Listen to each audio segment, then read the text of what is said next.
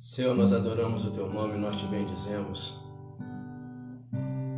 E queremos agora, Pai, declarar toda a nossa adoração a Ti, declarar todo o nosso louvor ao Teu nome, Senhor.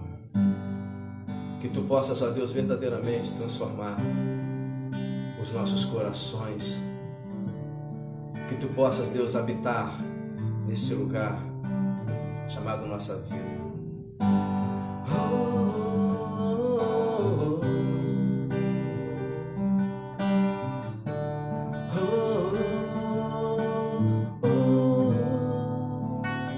Deus está aqui nesse momento. Sua presença é real em meu viver. Entregue sua vida e seus problemas. Fale com Deus, Ele vai ajudar você.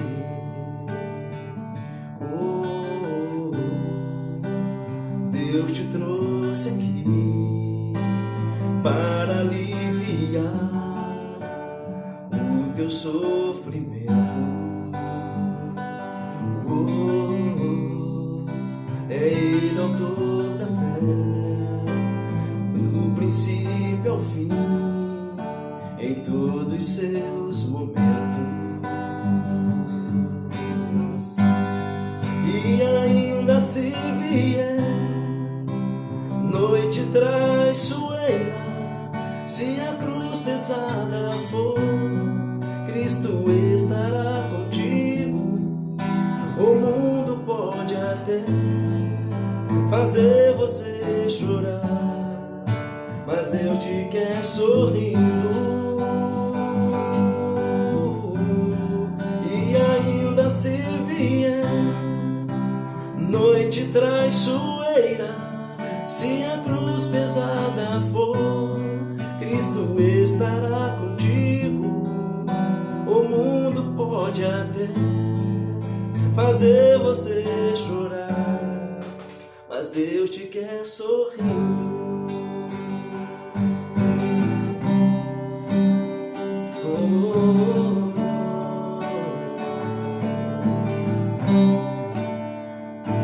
Seja qual for o teu problema, fale com Deus, Ele vai ajudar você. Depois da dor vem a alegria. Deus é amor e não te deixará sofrer. Deus te trouxe aqui para aliviar o teu sofrimento. É Ele autor da fé, do princípio ao fim, em todos os seus momentos. E ainda se vier noite traiçoeira, se a cruz pesada for, Cristo estará contigo. O mundo pode até fazer você chorar, mas Deus te quer sorrindo. E ainda se vier noite traiçoeira, se a cruz pesada for, Cristo estará contigo. O mundo pode até fazer você chorar, mas Deus te quer sorrindo. Mas Deus te quer sorrindo. Mas Deus te quer sorrindo.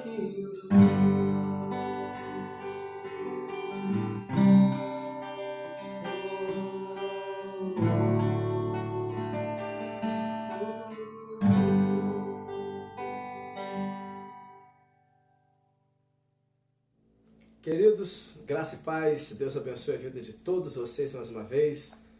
E estamos aqui novamente para ministrarmos a palavra do Senhor, para juntos sermos edificados pela palavra, poderosa palavra de Deus nas nossas vidas. Que o nosso coração, o meu coração, o teu coração estejam abertos para receber essa preciosa semente e que ela possa frutificar nas nossas vidas. Eu tenho certeza que Deus tem algo poderoso, algo grandioso para fazer nesse tempo e Ele conta com você. Amém?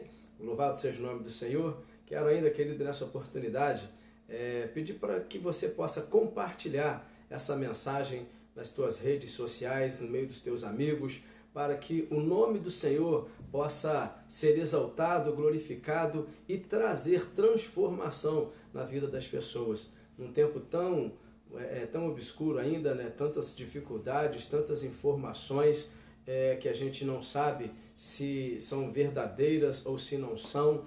O mundo, a cada dia que passa, entrando em colapso, as pessoas com medo. Precisamos muito do refúgio chamado o Senhor.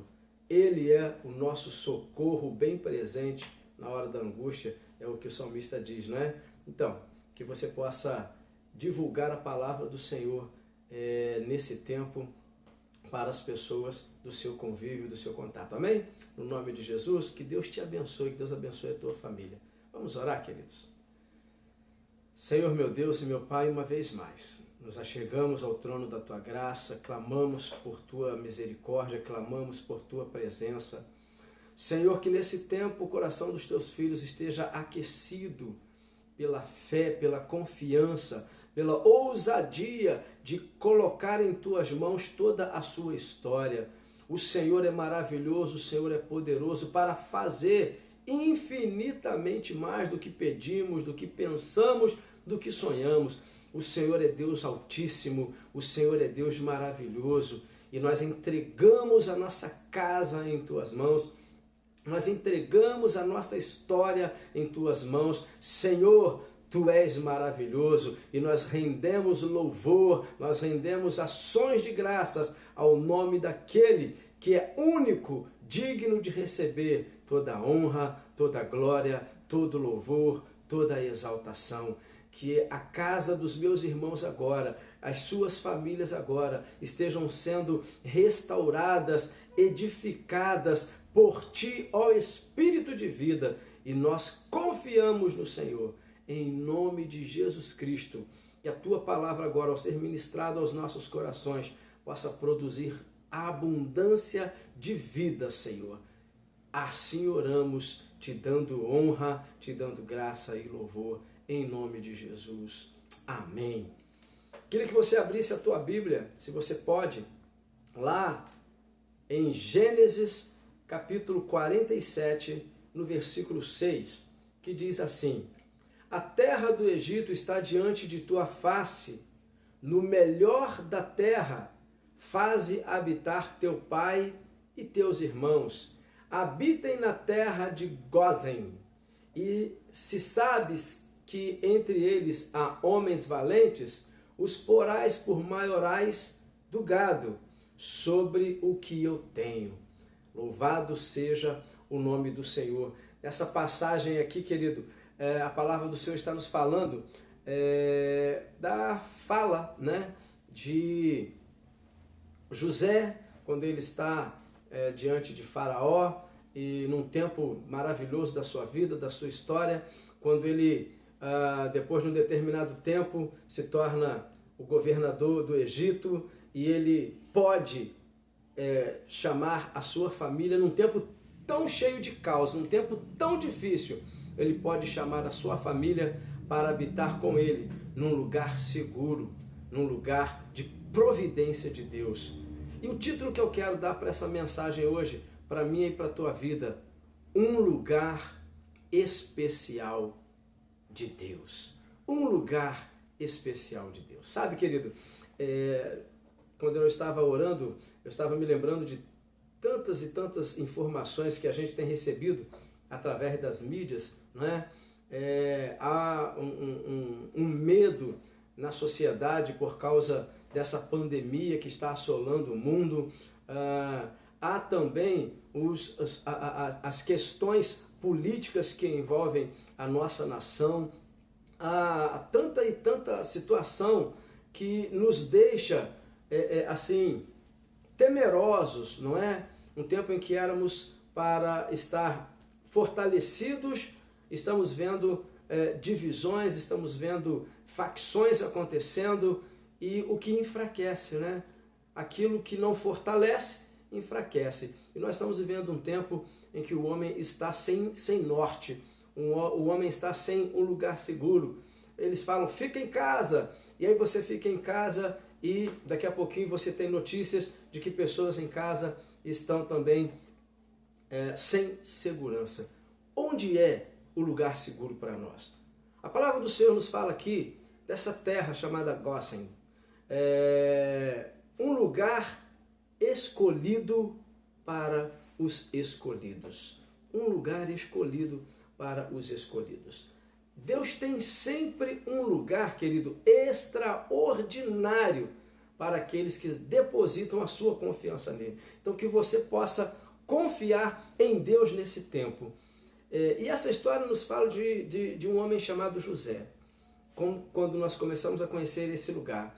José, ele foi vendido por seus irmãos, você conhece a história, foi parar na casa de Potifar, lá no Egito, se tornou o maioral daquela casa.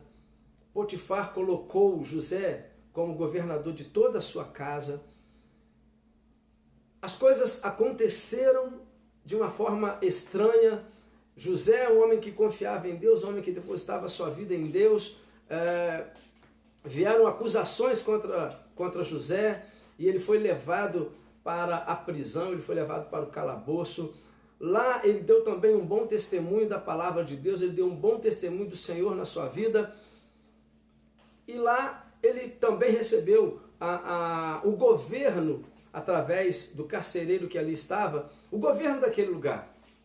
Então José, se você analisar comigo a história, quando ele foi vendido por seus irmãos para o Egito, ele se tornou servo de Potifar, e Potifar colocou tudo em suas mãos. Ele poderia ter fugido dali, ele poderia ter ido embora. Você, agora Potifar saiu, eu vou fugir, eu vou voltar para minha terra, vou voltar para minha casa. Mas José seria um fugitivo.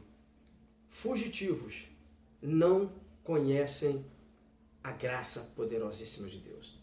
José preferia estar ali, debaixo da vontade do soberano de Israel. Acontece, né, uma acusação contra ele vindo da esposa de Potifar, e José, então, que poderia ter sido levado à morte, ele é levado a cativeiro, ele é preso. Ele fica ali algum tempo naquele lugar, e logo a graça de Deus que está sobre a sua vida faz com que o carcereiro deposite total confiança em José. Eu fico imaginando, né, aquele homem deixou todos os prisioneiros a cargo de José. Então quando ele sair, quem estava ali coordenando as coisas? José. José poderia ter fugido, mas ele não fez isso. Ali era um lugar ruim, mas Deus não havia dito para ele, fuja. Não. José ousou confiar em Deus. Os fugitivos não ousam a sua confiança no Senhor. Quando eles fogem, eles estão dizendo, eu estou criando a minha própria estratégia. Eu estou criando, construindo o meu próprio caminho. José entregou tudo nas mãos do Senhor. E num belo tempo, querido, Deus fez com que José fosse tirado daquele lugar e levado até Faraó. Dois homens têm seus sonhos e acontece do jeito que eles sonham, a revelação que Deus traz para José. E a partir dali, Deus começa a escrever uma nova história. José passou ainda mais um tempo ali porque o homem que saiu da cadeia acabou por um tempo se esquecendo de José.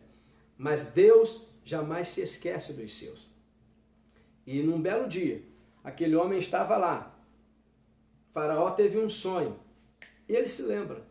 Olha, lá no calabouço onde eu estava, tem um homem um servo de Deus que Deus fala com ele. E José é levado até a presença de Faraó. Sabe, querido, José, ele levantou-se naquela manhã, prisioneiro. Ele foi deitar-se naquele mesmo dia à noite, governador de todo o Egito. Deus, em um só tempo, tirou o homem da escravidão e o colocou no governo.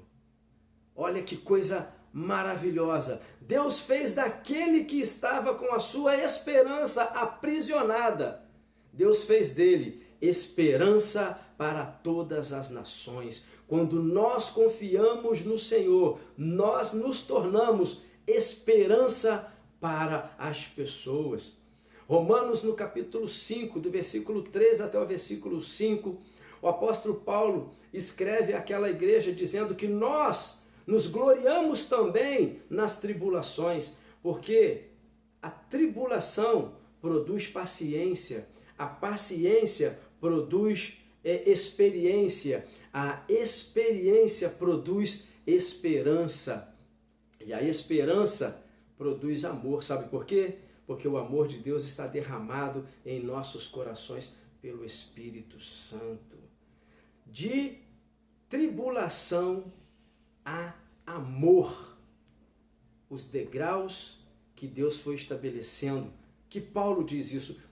Então José, até na tribulação, ele glorificava o nome do Senhor, porque através da tribulação ele pôde ter experiência, ele pôde viver grandes coisas. Tribulação, paciência, experiência, esperança, porque Deus vai fazer algo. Esperança, amor derramado em nossos corações. É isso que Deus tem para mim e para você. O lugar escolhido por Deus, querido. E vamos voltar então para essa terra chamada Gósen. José então leva a sua família para o Egito quando a terra toda está em tremenda miséria, a fome assola todas as nações, menos no Egito, porque Deus colocou o seu ungido naquele lugar. Aquilo que parecia ser desesperador durante um tempo na vida de José foi, na verdade, um tempo do resgatador para todas as nações. José confiou em Deus. E José, então, quando a fome assola todas as nações, José consegue trazer a sua família para a terra do Egito.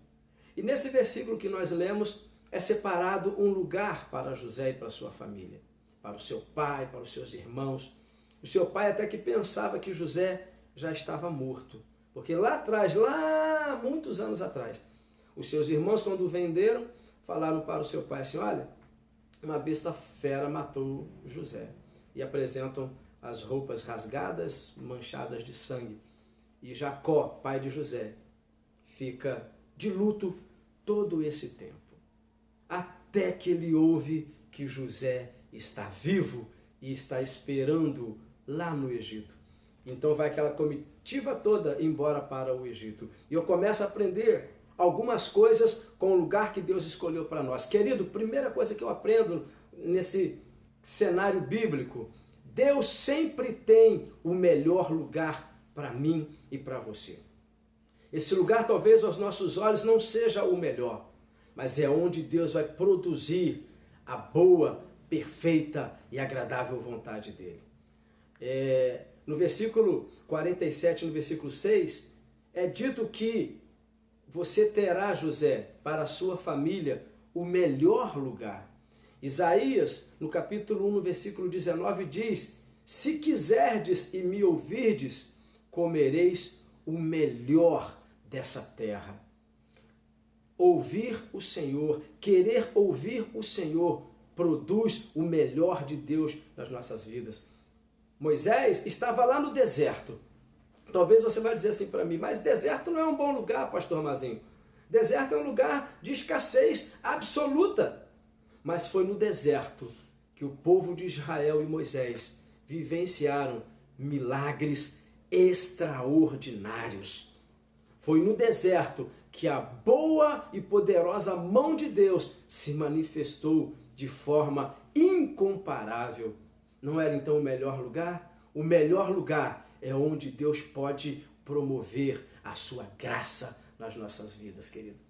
Também esse lugar é um lugar de restauração de esperança. Em Gósen, foi o lugar onde Jacó pôde abraçar José de novo. Eles se encontraram nessa terra, um lugar de restauração de esperança, de restauração de sonhos. Oh, querido, é maravilhoso. Você encontra isso no versículo 29 do capítulo 46, quando pai e filho se abraçam novamente. Imagina aquele pai pensando que o filho está morto, tantos e tantos anos de luto, e agora a sua esperança está viva de novo, a sua herança está viva de novo, a sua promessa está viva de novo. Jó, no capítulo 14, no versículo 7, diz para nós que há esperança para a árvore cortada, porque ao cheiro das águas brotarão os seus renovos. Glória a Deus! Há esperança, querido. Gósen, um lugar de esperança para nós. Um lugar onde a restauração dos nossos sonhos acontece. Deus preparou esse lugar para mim e para você. Há uma terceira coisa que eu vejo nesse lugar. Um lugar onde as raízes prosperam. No capítulo 47 de Gênesis, no versículo 27, diz que os filhos de Israel habitaram naquele lugar. E ali eles prosperaram. Ali eles frutificaram. Nenhuma árvore pode ser frutífera se não tiver raízes fortes. E ali as raízes deles se fortaleceram, as raízes prosperaram. Um lugar, quando nós estamos no centro da vontade de Deus, as nossas raízes, elas prosperam.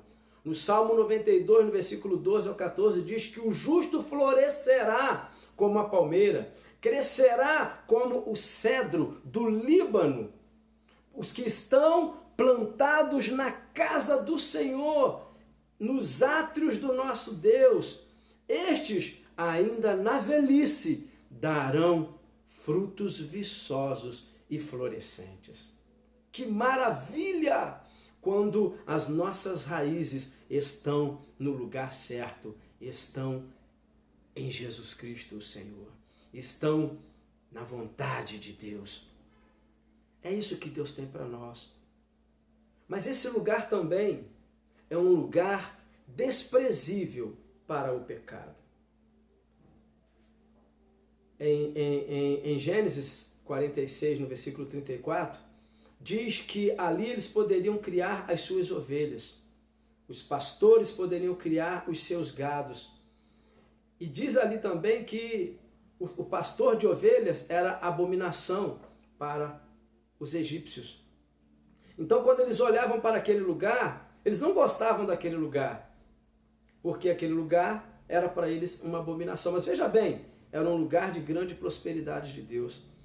Sabe, querido, muitas pessoas falam mal da igreja, falam mal daqueles que servem ao Senhor, que colocam suas vidas, né, a serviço mesmo do Senhor, e falam, para que isso? Não precisa disso, não é? Acontecem tantas coisas que fazem, assim, poxa, nada a ver isso, você não canta essa música, você não toma essa atitude, poxa, não tem nada a ver. Como não tem nada a ver? Se não agrada ao Senhor, o nosso Deus, não pode nos agradar também. Precisamos ter em mente isso, que o lugar que agrada a Deus é o lugar que desagrada o pecado, que desagrada aquele que não ama e que não serve a Deus. Então a gente precisa tomar muito cuidado com aquilo que nós estamos ouvindo. Eu ouvi um líder nesse tempo falar que 3 tipos, né, de igreja se formou durante o tempo. No passado, aquela igreja em que Deus era tudo. Tudo era Deus. Se um filho faz aniversário, vamos fazer ações de graças para Deus. Se vai ter um casamento, vamos cantar somente louvores. Se vai ter um churrasco na minha casa, primeiro nós iremos, antes de comer, orar, agradecer. Deus é o centro de tudo. Depois veio uma segunda geração, em que Deus estava ali também. Vamos ter aniversário do filho? Então a gente vai cantar louvores também, mas vamos colocar aquela musiquinha de criança que não tem nada a ver com Deus, né? Vamos colocar lá a nossa aguinha com gás, mas vamos colocar também aquela bebida alcoólica para aqueles que... E começa a misturar. Vamos cantar louvores, mas vamos cantar coisas também que são para nós. Ou a minha vida é para agradar a Deus, ou a minha vida não é para agradar a Deus. Mas essa segunda geração misturou as coisas. E até que veio a terceira geração, em que Deus não faz mais parte do cenário. O filho faz aniversário, orar para quê? Que é isso? Deus já sabe. Deus não é mais incluso. No churrasquinho, não precisa nem orar, vamos comer, vamos nos divertir, não precisa colocar louvor não, meu vizinho não gosta de louvor não, bota outra música qualquer. Sabe por quê? A gente foi saindo do lugar que Deus escolheu para nós, fomos tirando Deus do lugar que Ele escolheu para nós e fomos colocando as nossas vontades. Aí chega um momento em que Deus está fora e o que está dentro não tem nada de Deus. Então a gente precisa tomar cuidado com isso, porque é um lugar desprezível para aqueles que pecam. Lá em João capítulo 3, versículo 19, diz para nós o próprio Senhor Jesus dizendo: e esta é a condenação do mundo, que a luz veio ao mundo, mas o mundo amou mais as trevas do que a luz. Nós precisamos amar a luz, queridos, e não as trevas. Sabe por quê? Porque aquele cenário todo, que está tudo muito bom, está tudo muito bem, ele pode mudar. Em Êxodo, no capítulo 2, no versículo 8, quase 400 anos depois, as coisas mudaram. Os anos foram passando, líderes foram nascendo e tomando posse de governos, até que chegou a um faraó que não conheceu José, que não conheceu a família de José, que não conheceu o que Deus havia feito lá no passado. E ele então olha para o povo de Israel e começa a falar: eles são mais fortes do que nós. E tudo aquilo que era bênção, ele quer lançar maldição. Ele começa a matar as crianças do sexo masculino que nascem naquele lugar, que nascem lá em Gósen. Tempo é um agente de transformação, querido. Você não pode confiar no tempo, você tem que confiar em Deus. Circunstâncias mudam, Deus não muda. Homens mudam, Deus não muda. Em Tiago, no capítulo 1, versículo 17, diz na parte final que Deus é o Pai das luzes, em quem não há mudança, nem sombra de variação. Ele não muda. Nós homens, no entanto, circunstâncias, no entanto, estão sempre mudando. Números, no capítulo 23, no versículo 19, diz que Deus não é homem para que minta, nem filho de homem para que se esqueça ou se arrependa daquilo que ele prometeu. O homem, nesse texto, quer dizer que ele é mutável. Deus não. O homem é mutante. Uma hora pensa uma coisa, outra hora pensa outra. Deus, como está lá em Tiago 1,17, não tem nem sombra de variação. Deus não muda. E o Deus que não muda faz com que o lugar que Ele escolheu para nós continue, apesar das circunstâncias, sendo um lugar extraordinário. Sabe por quê?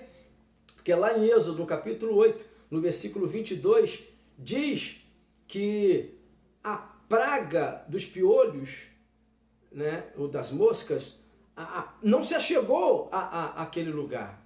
A quarta praga, a primeira chegou, a segunda chegou, a terceira chegou, mas a quarta praga, a partir dela, nenhuma praga mais se achegou até a terra de Gósen. Por que a primeira chegou, a segunda e a terceira chegaram? Porque lá em Eclesiastes, no capítulo 9, diz para nós, no versículo 2, que tudo sucede igualmente ao justo e ao injusto. Quando Deus transforma aquele rio Nilo, em sangue, o povo de Israel também passou a sofrer por causa daquilo dali. Quando as rãs vieram, eles também passaram a sofrer por causa daquilo dali. Mas eles, apesar da circunstância, eles permaneceram confiando no Senhor. Eu e você precisamos continuar confiando no Senhor, apesar das circunstâncias. O Salmo 91, no versículo 1, diz: aquele que habita à sombra do Onipotente descansará. Descansa. Ele está seguro. Ele tem proteção. E todo o Salmo 91 diz da proteção de Deus àqueles que confiam nele. Então o tempo ficou mudado, as circunstâncias mudaram, os homens mudaram, estão começando até a me atingir. Ei, alto lá, o Senhor é o meu socorro bem presente na hora da angústia. Ele é o meu rochedo, o meu escudo, o meu broquel. Eu confiarei no Senhor. Ah, querido, é maravilhoso confiar nele. O próprio Jesus diz isso para nós em João 16:33. Ei, no mundo vocês terão aflições, mas tende bom ânimo. Eu venci o mundo. Ainda uma última coisa que eu quero falar dessa terra, desse lugar escolhido por Deus. É a tipologia de Jesus Cristo, nosso Senhor. Em Êxodo, no capítulo 12, Deus dá algumas direções para Moisés. E o povo que estava lá em Gósen, que estava habitando naquele lugar, os israelitas que estavam ali, Deus disse para eles: vocês vão matar um cordeiro.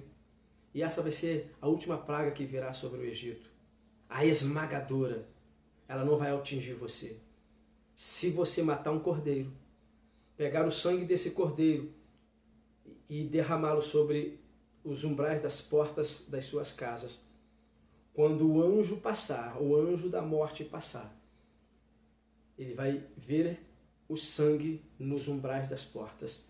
Ele vai saber que esse lugar foi marcado como propriedade de Deus e ele não pode entrar. Ah, querido, e assim aconteceu. Onde havia a marca do sangue, o anjo destruidor não podia chegar. Ele passava direto. A tipologia de Jesus nas nossas vidas hoje. O nosso coração é o lugar escolhido por Deus. O nosso coração é o lugar separado por Deus. Porque lá na cruz, Jesus Cristo, o Cordeiro Santo, derramou o sangue dele. E se nós permitirmos, derramamos esse sangue no nosso coração. E ele nos marca como propriedade do Senhor. E as pragas esmagadoras que vêm sobre o mundo não podem nos alcançar. A praga chamada pecado, que destrói o homem em todas as suas fases e faces, não pode se achegar a nós. Não pode destruir o nosso corpo, não pode destruir a nossa alma, não pode destruir o nosso espírito. Lucas, no capítulo 6, versículo 47 e versículo 48, diz para nós que aquele que vem a mim, diz o Senhor Jesus, e ouve e pratica a minha palavra, eu o compararei a um homem prudente que edificou a sua casa sobre a rocha. Vieram os tempos maus, vieram as circunstâncias difíceis, mas ela não foi abalada. A sua casa permaneceu de pé.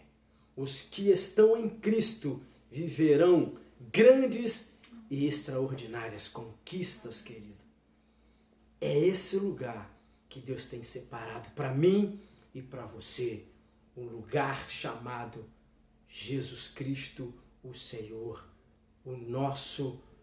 a nossa torre forte, o nosso refúgio, maravilhoso refúgio, a sua graça. Assim como o povo de Israel viveu essa terra maravilhosa, eu e você também podemos viver essa terra maravilhosa.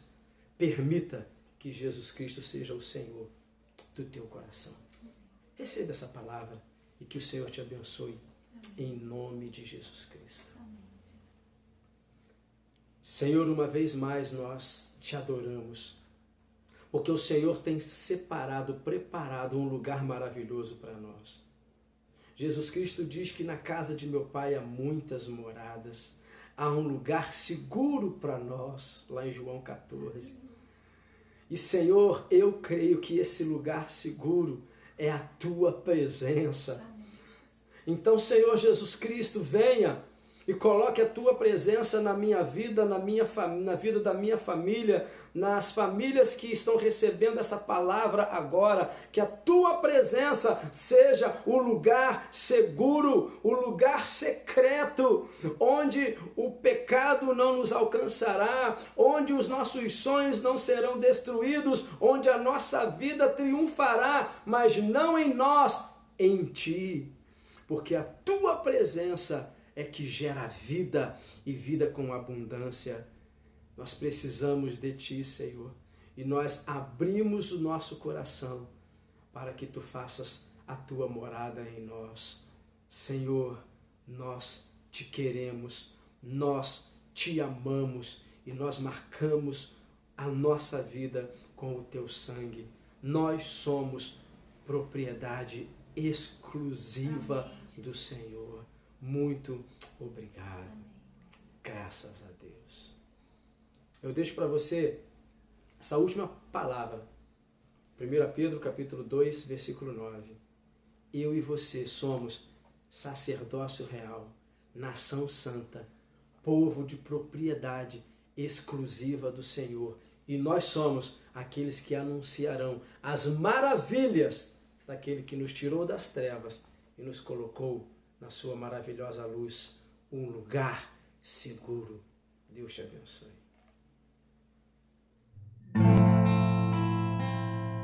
Nós te louvamos, Senhor. Nós te adoramos, Jesus. Tu és o lugar perfeito, o meu escudo, o meu bloqueio, o abrigo da minha vida está em Ti, Jesus. Obrigado, Senhor. Obrigado, Senhor.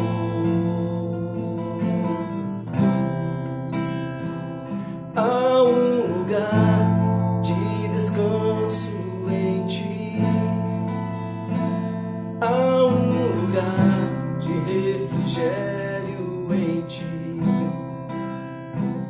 Há um lugar onde a verdade reina.